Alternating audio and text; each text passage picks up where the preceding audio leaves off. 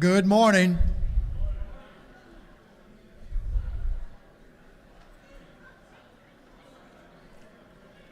The hour of convening having arrived, all members will please take their seats. The clerk will please ring the bell.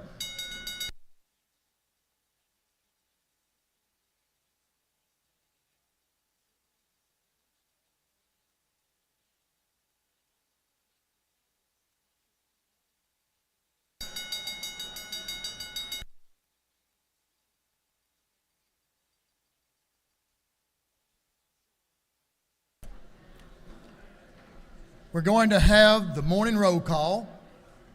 All members present will please vote green to signify their presence in the chamber. And Mr. Clerk, please unlock the machines.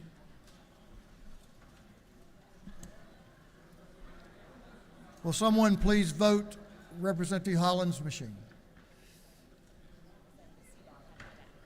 Got it. Thank you, Representative Seabaugh.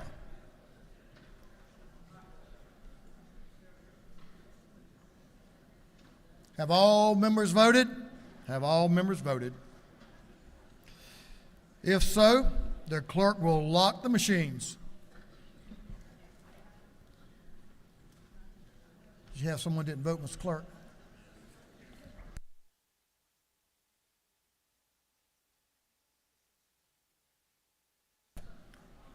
The doorkeepers will please close the doors and keep them closed.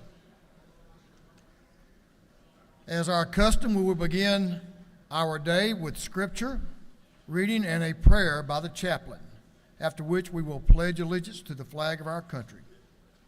Our chaplain this morning will be introduced by the lady from the 54th House District, Representative Betsy Holland. Representative. Thank you, Mr. Speaker.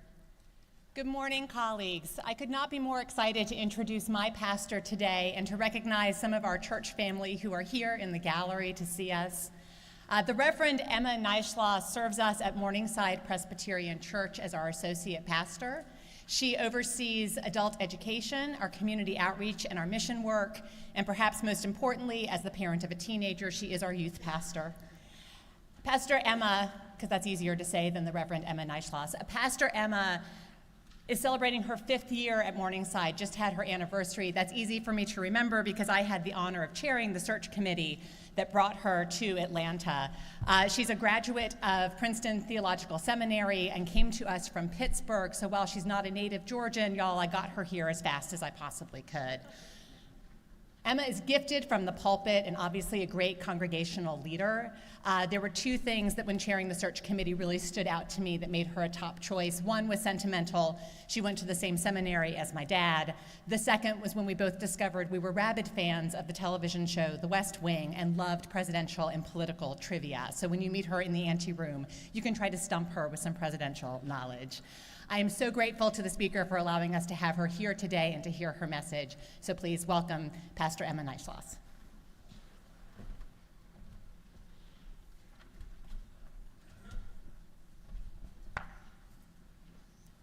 Thank you, Mr. Speaker, and thank you, Representative Holland. It is a great honor and a joy to be with all of you this morning. As Representative Holland said, I came to the great state of Georgia just over 5 years ago, and I will be honest, I never imagined myself living in Georgia, and that's nothing against the state of Georgia. It's just very far from my beloved home in Pittsburgh, Pennsylvania, and y'all don't have a professional hockey team, which is tough for me, but I feel called to ministry, and so when I felt a call to the congregation I serve, I came. I imagine that you all know a little bit of what that feels like. Perhaps not in the leaving of home or the longing for NHL hockey, but in the decision to say yes to something that demands big things from us. The choice to enter into public service was not a small or an easy one, I imagine. Your lives are different because you answered a call, whether from your constituents, your creator, from the state of Georgia. And even though our jobs are very different, we are all here today answering our respective calls. So in the few short minutes I have with you this morning, I thought that I might offer a way to respond to our calls using what I am willing to claim is the most important verse in the Old Testament. And I know that that is a bold claim, but the most important verse in the Old Testament is found in Deuteronomy 22. Now, Deuteronomy is chock full of laws for living. It contains everything from how you treat foreigners to how to worship God to how to plant and sow your vineyards. It's important, to be sure, but it's often very granular. And Deuteronomy 22 is no exception. It opens with instructions for how to treat your neighbor's livestock. If your neighbor's ox wanders off, you care for it, you take it home. If you don't know where the ox belongs, you take it into your home and treat it as your own until his owner comes to find him. This may seem like common sense, it may seem wholly unimportant, but right there in the midst of these verses is this important phrase: you shall not withhold your help. Though perhaps a closer translation is, you shall not remain indifferent. If you see a lost ox or a lost donkey, you shall not, will not refuse to help. With this declaration, we are given less of a law to follow and more of an approach to life. We must be oriented toward being engaged, being not only aware of needs, of injustices, but having a desire and a motivation to do something about it. This simple phrase tells us what our call is, what our jobs are. We see the places that help is needed, and then we do something about it. It leaves us no room for a not my pig, not my farm kind of attitude. We cannot turn away from need. I imagine that each of you over the course of your tenure has been and will continue to be confronted with needs and injustices and wrongdoings, both big and small. I also imagine that there will be times when it feels difficult to act. The problem feels too overwhelming. You just don't have the time. The issue doesn't garner much media attention. The solution costs too much money, or worse, the solution was suggested by a member of the other party. And yet, we cannot remain indifferent. I know that we are all humans, incapable of righting every wrong, healing every hurt, mending every broken place, and yet that should never dissuade us from trying, because we have said yes to a call, because there are problems and hurts in our communities, because we refuse to turn away. There is yet another translation of Deuteronomy 22:3. You shall not hide from yourself. Offering help to someone, to everyone, is part of what it means to be human. It is a fundamental part of who we are created to be and who we are called to be. It is my hope that as you do the important work of this legislative season, that you will not hide from yourselves. As you strive to serve Georgia, as each of us seeks to live into our call, may we never be indifferent. Let us pray. God, who goes by many names, today we will call you love. May love drive out fear and pave the way for peace and give birth to new things. Inspire us and empower us to push back against apathy, indifference, and selfish gain, that we may answer the call you have placed on our lives. Work in and through us that we may, with all of our ability, love and serve our neighbors as we love ourselves. Open our eyes to the needs around us. Give us minds that strive for new solutions. May our hearts be set on fire. Remind us what it means to be human. God of love, give us grace to risk something big for something good, and grace to remember that the world is now too dangerous for anything but the truth and too small for anything but love. Amen. I pledge allegiance to the flag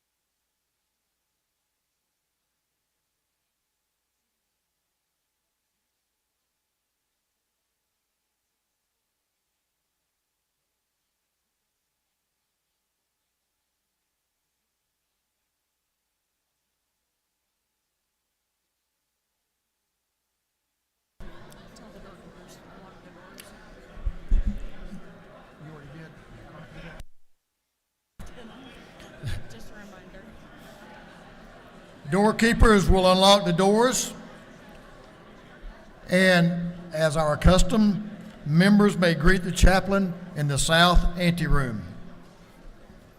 Chair now recognizes Chairman Tarvin, the chair of the Committee on Information and Audits. Chairman Tarvin. Mr. Speaker, your Committee on Information and Audits has read the legislative journal from the previous legislative day and found it to be correct. And on another note, we cannot change the direction of the wind, but we can adjust our sails to reach our destination. Truer words were never spoken, Chairman Tarvin. Chairman Tarvin, the chair of the Committee on Information and Audits, reports that the journal of the previous legislative day has been read and found to be correct. Is there any objection to dispense with the readings of the journal? Chair hears none. The reading of the journal is dispensed with. Is there any objection to the confirmation of the journal? Chair hears none, and the journal is confirmed. The clerk will read the resolution establishing the order of business for the day. Mr. Representative Clerk. Administration of the 104th moves following be established as the order of business under the first part of the period unanimous consents. Introduction of bills and resolutions, first reading and reference of House bills and resolutions, second reading of bills and resolutions, morning orders.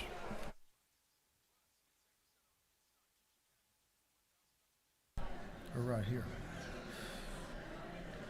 Is there any objection to the adoption of the resolution establishing the order of business for the day? Chair hears none, and the resolution is adopted. You may want to listen to this.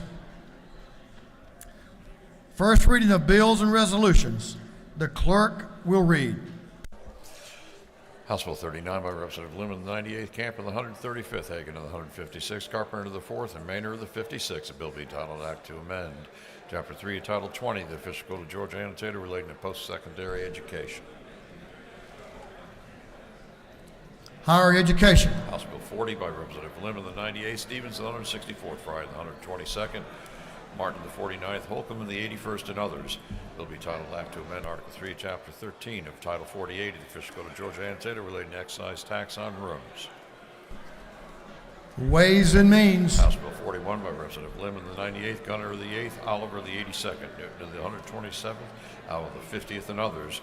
Bill be titled Act to Amend Title 37 of the Official Code of Georgia Annotated relating to mental health.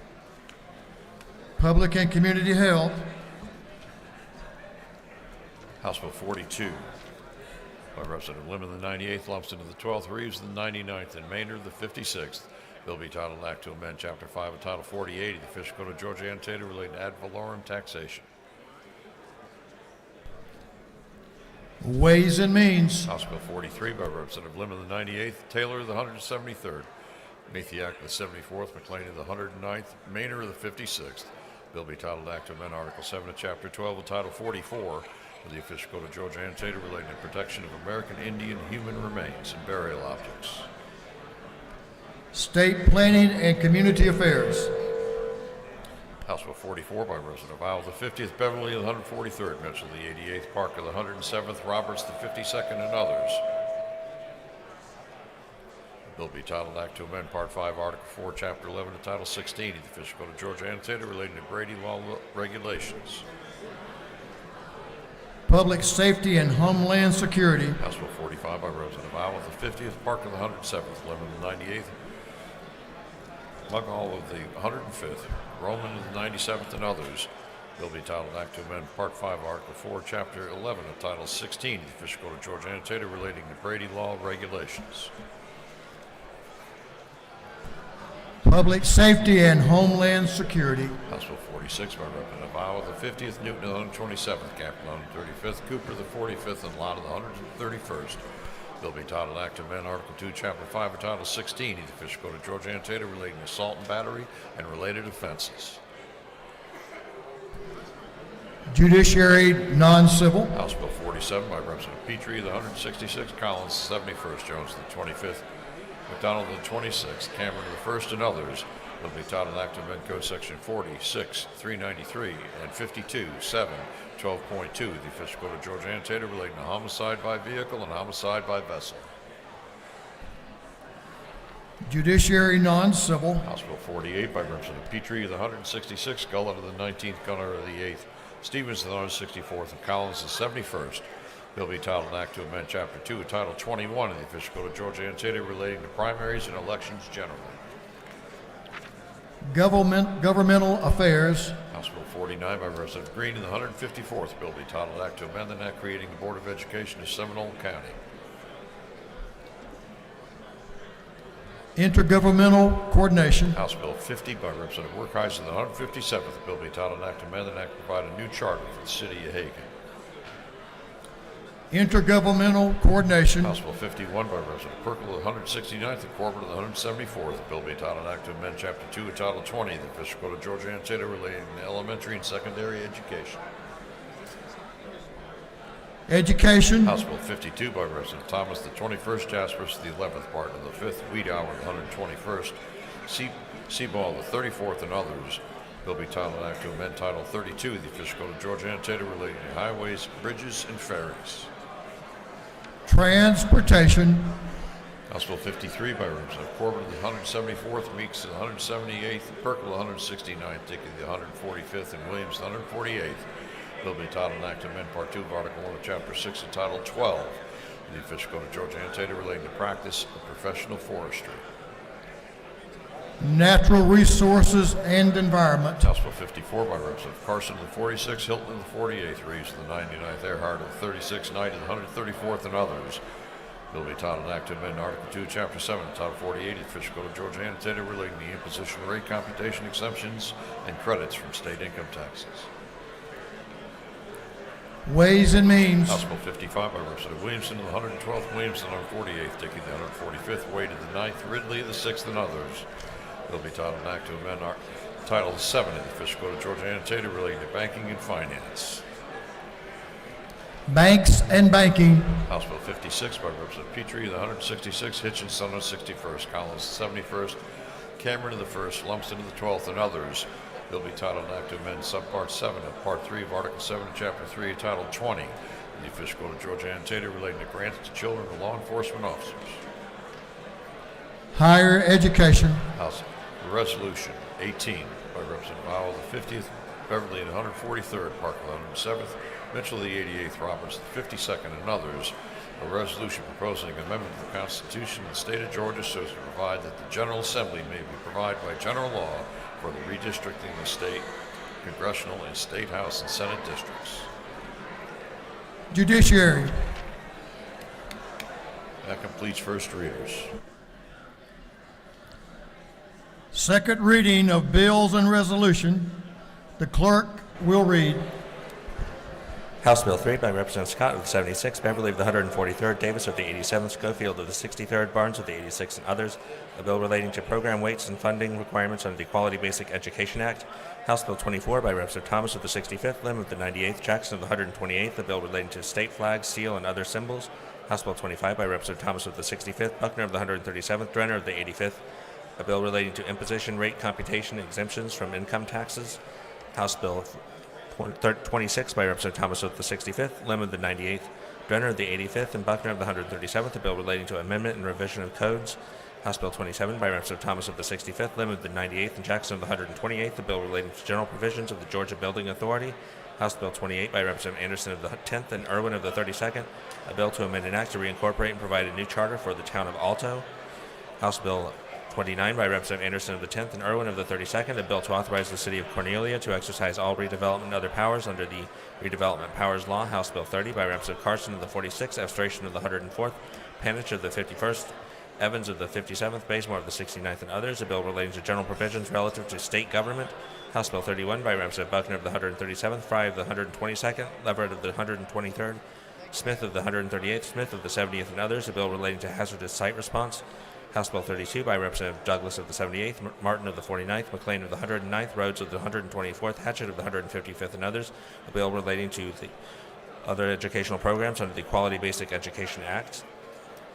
House Bill 33 by Representative Camp of the 135th, Mathiak of the 74th, Lim of the 98th, Owl of the 50th, Cameron of the 1st, a bill relating to veterinarians and veterinary technicians, House Bill 34 by Representative Williamson of the 112th, Williams of the 148th, Dickey of the 145th, Wade of the 9th, Ridley of the 6th, and others, a bill relating to imposition rate computation, exemptions, and credits relative to state income tax, House Bill 35 by Representative Hitchens of the 161st, Stevens of the 164th, Lums of the 12th, Jackson of the 165th, and Williams of the 168th, a bill relating to the Georgia Ports Authority, House Bill 36 by Representative Martin of the 49th, a bill relating to ad valorem taxation of property, House Bill 37 by Representative Beverly of the 143rd, Mitchell of the 88th, Park of the 107th, Scott of the 76th, Bennett of the 94th, and others, a bill relating to medical assistance generally provided as public assistance, House Bill 38 by Representative Beverly of the 143rd, Mitchell of the 88th, Park of the 107th, Scott of the 76th, Bennett of the 94th, and others, a bill relating to medical assistance generally. House Resolution 10 by Thomas of the 65th, Drenner of the 85th, Lim of the 98th, a resolution creating the House Study Committee on Public Water Systems Serving Disadvantaged Communities. House Resolution 11 by Representative Schofield of the 63rd, Scott of the 76th, Carter of the 93rd, Davis of the 87th, Cannon of the 58th, a resolution urging the United States Congress to take swift action to ensure that women with autoimmune disease and conditions do not lose access to medically necessary treatment. House Resolution 12 by Representative Thomas of the 65th, Lim of the 98th, Jackson of the 128th, a resolution urging leadership in all Georgia's counties who have reported citizens living in a tent, box, sleeping bag, or other impromptu shelter as a permanent home solution to diligently work with certain nonprofit award recipients to combat housing insecurity and homelessness. 3 second readers.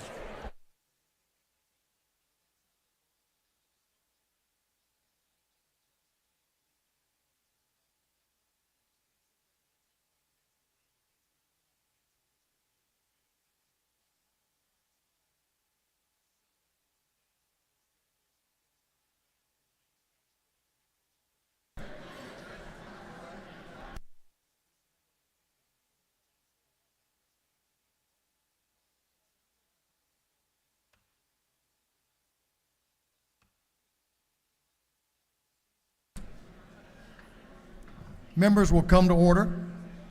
Members will come to order. Please take your seats, or if it's real important, you can go to either any room. Take your choice. I want to introduce a former member, but first I want to let you know I just learned just a moment ago, thanks to our great messenger, that Representative Glaze fell this morning on the steps coming in here, and she's been taken to the hospital. Mr. Leader, is there any further report on her at this time?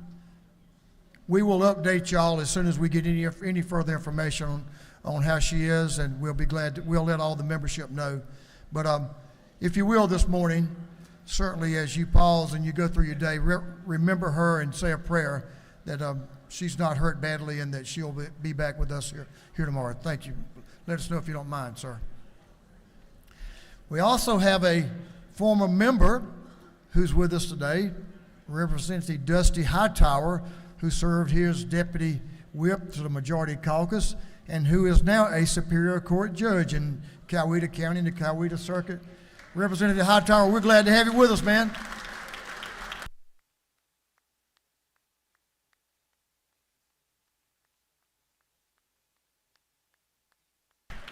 We're awfully proud of his service to our state, and certainly now on the judiciary, we appreciate his service as well.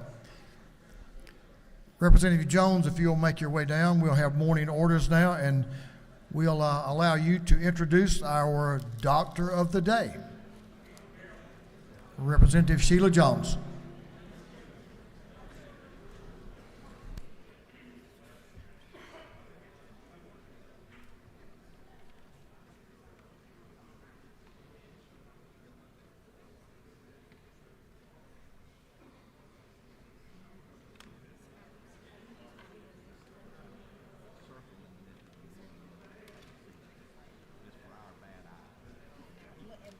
Representative Jones, you're recognized.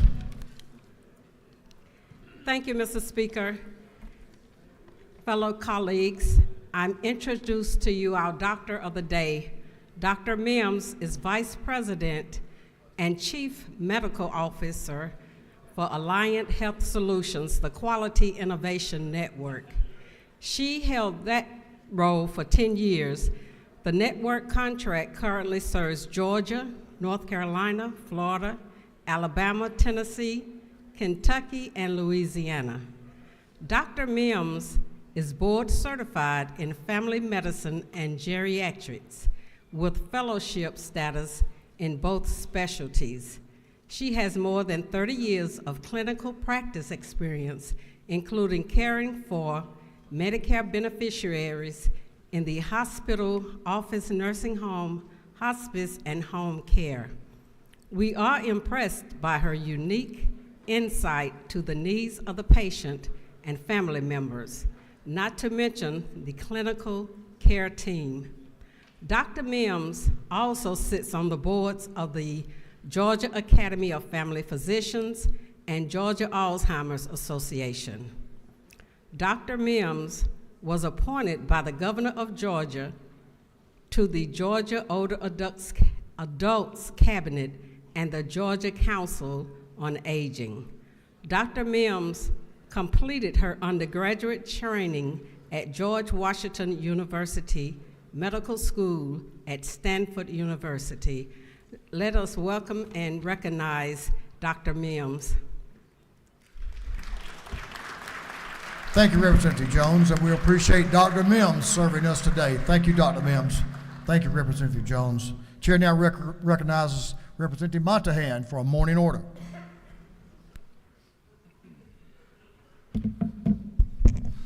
Well, thank you, Mr. Speaker, and good morning, members. Please help me welcome the over 70 members of the Georgia Association of Voter Registration and Election Officials, known as GAVREO. GAVREO is a bipartisan group that was established in 2018 when the Georgia Election Officials Association and the Voter Registrars Association of Georgia merged together.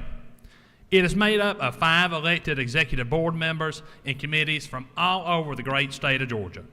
Ms. Deidre Holden and Charlotte Sosby from Athens-Clarke County served as the first co-presidents. GAVREO works with counties and the Secretary of State and the State Election Division to provide certification for all election officials, as well as working with the General to shape policy that will benefit all voters of Georgia. We thank each and every GAVREO member for their hard work in this past election, marking the most successful election in Georgia history, and working hard on the behalf of all voting Georgians. Thank you so much.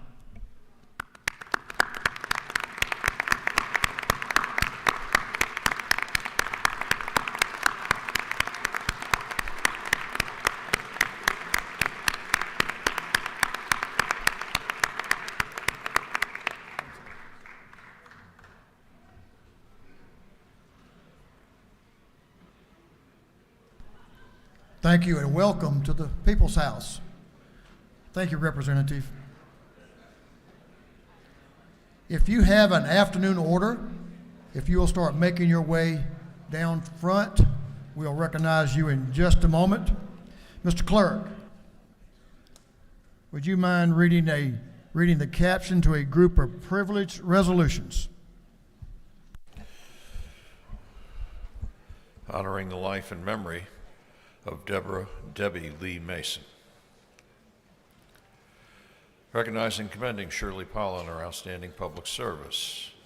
Congratulating the Forest City Juniors and the Forest City Gun Club for winning the 2022 Scholastic Clay Target Program National Championship. Congratulating the Benedictine Military School Cadets football team for winning the 2022 Georgia High School Association Class 4A State Championship.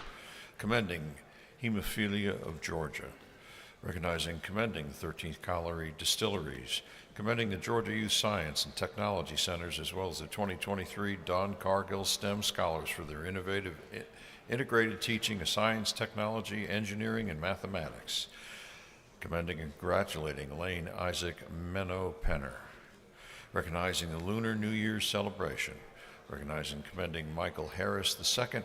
Recognizing and commending the Lake Spivey Chapter, Jack and Jill of America, Inc., and for other purposes. That completes the reading of the privileged resolutions. Is there any objection to adopting the privilege resolutions? Chair hears none, and the resolutions are adopted. I want to pause right there and thank you, members, for paying attention. Privilege resolutions are always important to us as members and those we seek to honor and to serve. So thank you for your attention, and I do appreciate that. We'll now have afternoon orders. We have several, so we want to try to hold them to about 2 minutes. I know some of them are very important. So the first afternoon order will be Representative Will Wade. Representative Wade.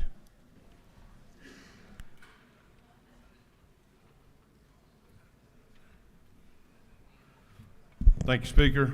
Ladies and gentlemen, I rise today to celebrate the life of a constituent of mine, probably the most precious constituent, that of my mother. Today is her 76th birthday, and she, like many Georgians, have gone through a lot, but she is a true spirit of what makes America great. She was an Air Force brat, her term, and she landed in the mid-60s at Warner Robins Air Force Base, graduated summa cum laude from Tift College.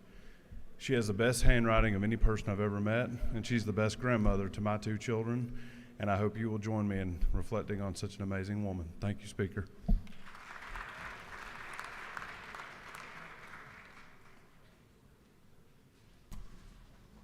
I know your mama's proud of you, boy. Mr. Representative, good stuff. Thank you for doing, Will, and happy birthday to your mother. Representative Kendricks is recognized for a morning order. Thank you, Mr. Speaker. Good morning, colleagues. I know everybody loves technology. I know I do. There is a letter that is on your desk for my 4th Tech for All Policy Conference. We're having a VIP reception at ATDC with some special guests, including our new chair of tech and infrastructure. So please join us as we talk about tech and workforce development. And then February the 16th, we'll have a group of tech enthusiasts down here to talk about bills that are important to them. So please stop by room 307 to hear from them, and then I'll acknowledge them while they are in the gallery as well. And then join us at City Hall for a lunch, a delicious lunch, as we honor people who have made a difference in workforce development in the technology industry. So hopefully you'll join me February the 15th or February the 16th. And if I can answer any questions, let me know. Thank you. Thank you, Representative. Chair now recognizes Representative Alexander and Bazemore, Representative Bazemore, for a morning order on the Women's Caucus. Thank you, Mr. Speaker. Good morning, everybody. I expect to see all the women today at the Women Legislative Caucus meeting in room 230 at 11:30, and lunch will be served. Thank you. Yes, ma'am. Thank you for your announcement. Chair now recognizes Representative Kennard for an announcement. For a morning order. Thank you, Mr. Speaker.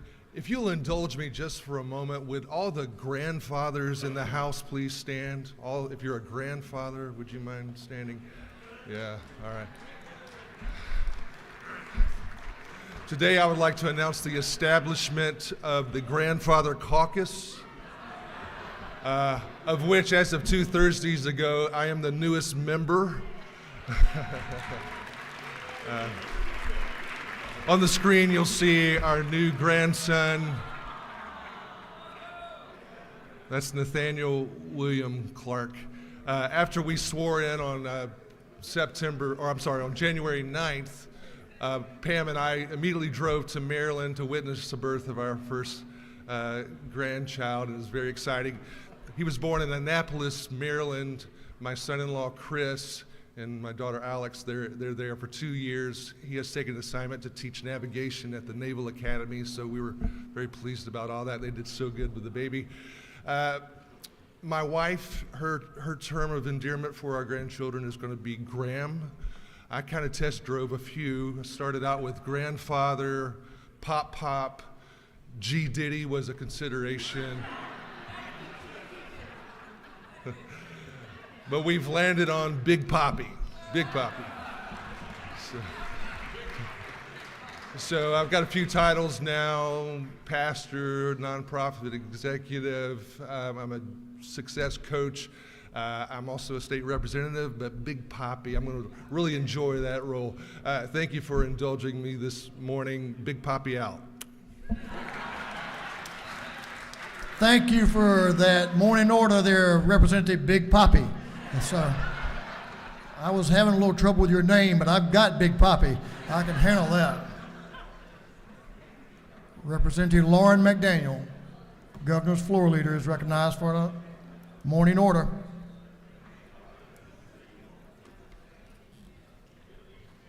Thank you, Mr. Speaker.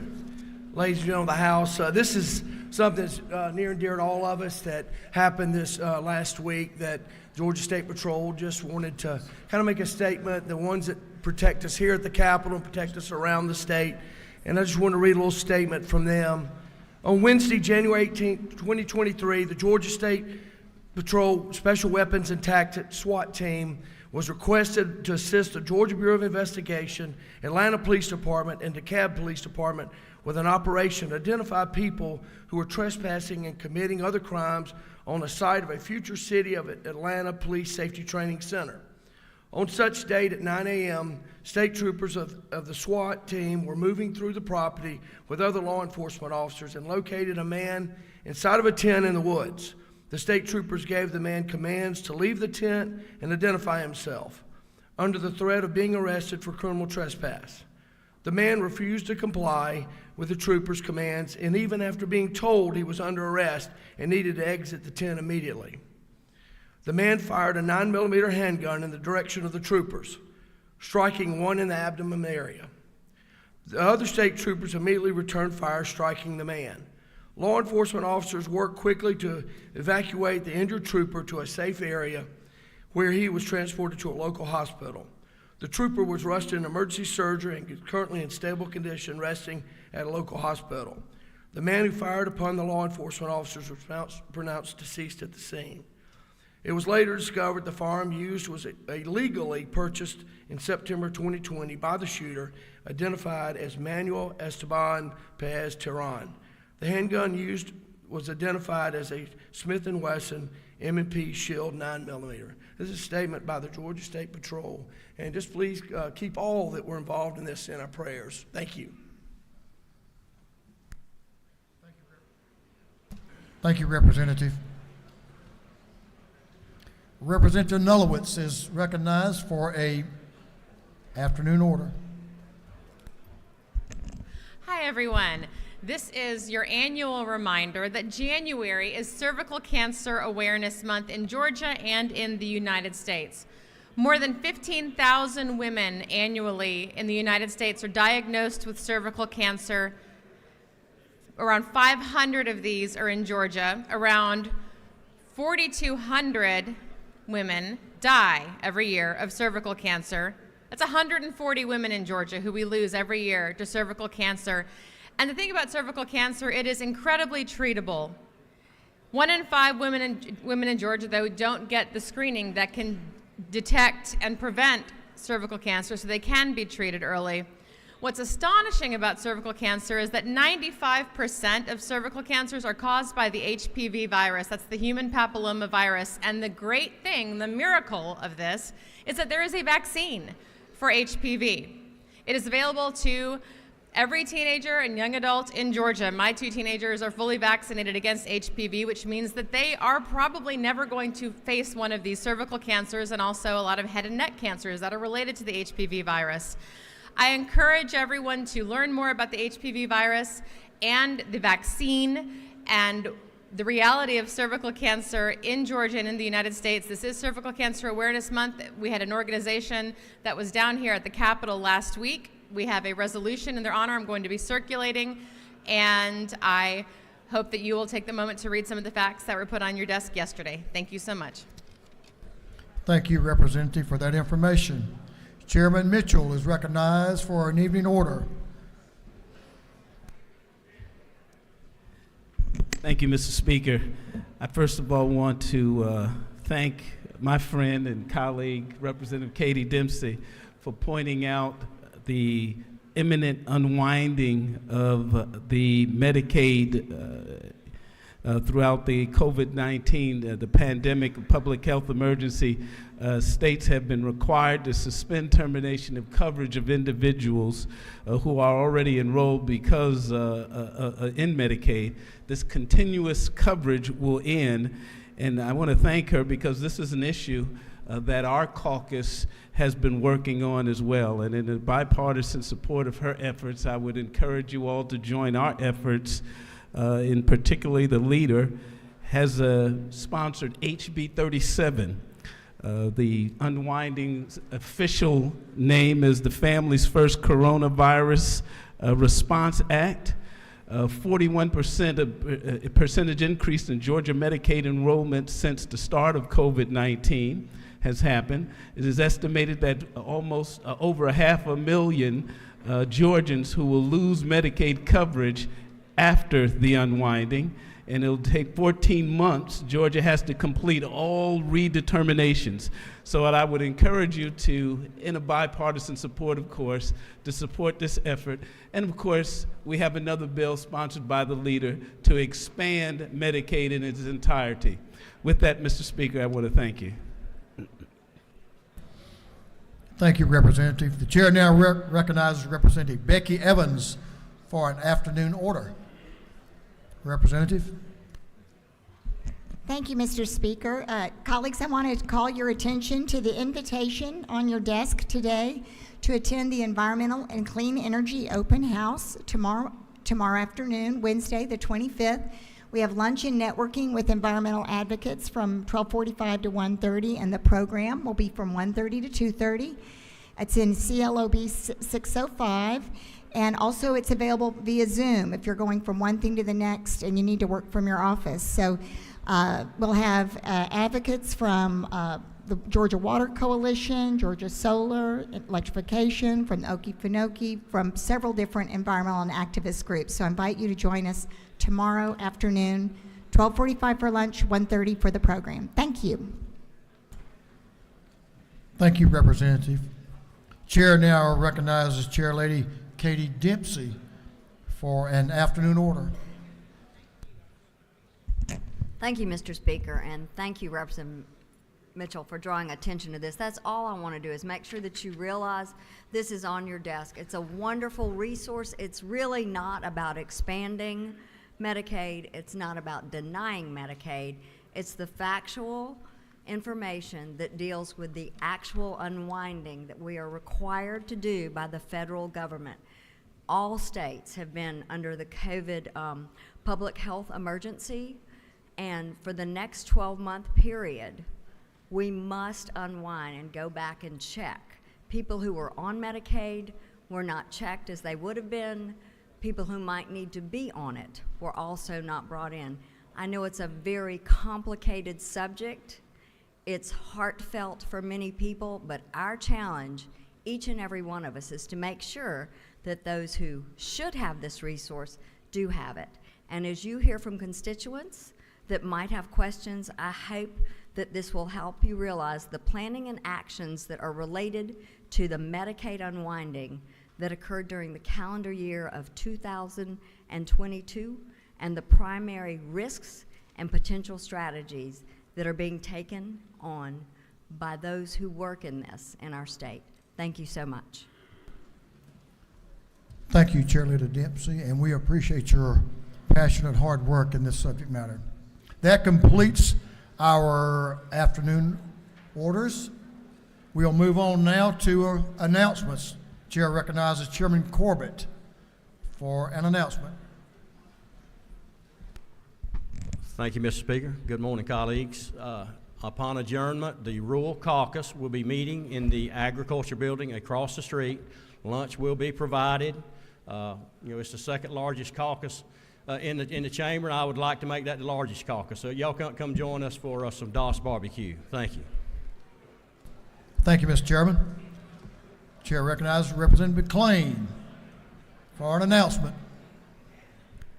Thank you, Mr. Chairman. I just want to remind the Gwinnett House delegation that we'll be meeting in room 605 at 12 o'clock, and lunch will be provided, but please do come and have the lunches being provided for you and not going to Dawes. So the Gwinnett House delegation will meet in room 605 at 12 noon. Thank you, Mr. Speaker. Thank you, Representative McLean. Chair recognizes Chairman Robert Dickey for an announcement. Thank you, Mr. Speaker. Those of you who are on Agricultural and Consumer Affairs Committee, we have our first meeting in the morning, 8 o'clock. I don't think it's hit your emails yet. My AA has not quite got that out, but please look. We'll have an orientation and first meeting in the morning, 8 o'clock. Agriculture and Consumer Affairs. Thank you, Mr. Speaker. Mr. Chairman, you mean you're the first one out of the box with a meeting? Is that what you're telling me? We've got some important business due this year, I think. So as thank you always Yes. do. I think these members are ready to go to work. I know they are. Thank you, Mr. Chairman. That completes our announcements. Now we have a young lady who has a birthday today. Representative Ann Allen Westbrook from down on the coast. Representative Westbrook, happy birthday.